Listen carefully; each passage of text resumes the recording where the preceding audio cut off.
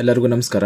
ಕರ್ನಾಟಕದಲ್ಲಿ ಎಸ್ಎಸ್ಸಿ ಜಿಡಿ 2026 ಪರೀಕ್ಷೆಗೆ ಅರ್ಜಿ ಸಲ್ಲಿಸಿರುವಂತಹ ಅಭ್ಯರ್ಥಿಗಳಿಗೆ ಎಸ್ಎಸ್ಸಿ ಕಡೆಯಿಂದ ಅಧಿಕೃತವಾಗಿ 2026 ಪರೀಕ್ಷೆಯ ಎಕ್ಸಾಮ್ ಡೇಟ್ ಹಾಗೂ ಸಿಟಿ ಡೀಟೇಲ್ಸ್ ನ ಬಿಡುಗಡೆ ಮಾಡಿದ್ದಾರೆ. ಅರ್ಜಿ ಸಲ್ಲಿಸಿರುವಂತಹ ಎಲ್ಲಾ ಅಭ್ಯರ್ಥಿಗಳು ssc.gov.in ವೆಬ್ಸೈಟ್ ಮೂಲಕ ನಿಮ್ಮ ಸಿಟಿ ಡೀಟೇಲ್ಸ್ ಹಾಗೂ ಎಕ್ಸಾಮ್ ಡೇಟ್ ನ ನೋಡ್ಕೊಳ್ಬಹುದು.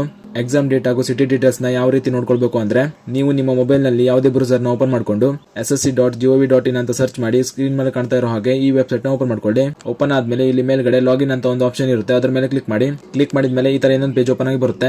ಇಲ್ಲಿ ನಿಮ್ಮ ಯೂಸರ್ ನೇಮ್ ಹಾಗೂ ಪಾಸ್ವರ್ಡ್ ನ ಎಂಟರ್ ಮಾಡಿ, ಕೆಳಗೆ ಕಾಣೋ ಕ್ಯಾಪ್ಚರ್ ಕೋಡ್ ನ ಎಂಟರ್ ಮಾಡಿ ಲಾಗಿನ್ ಮಾಡ್ಕೊಳ್ಳಿ. ಲಾಗಿನ್ ಆದ್ಮೇಲೆ ಈ ತರ ಪೇಜ್ ಓಪನ್ ಆಗಿ ಬರುತ್ತೆ.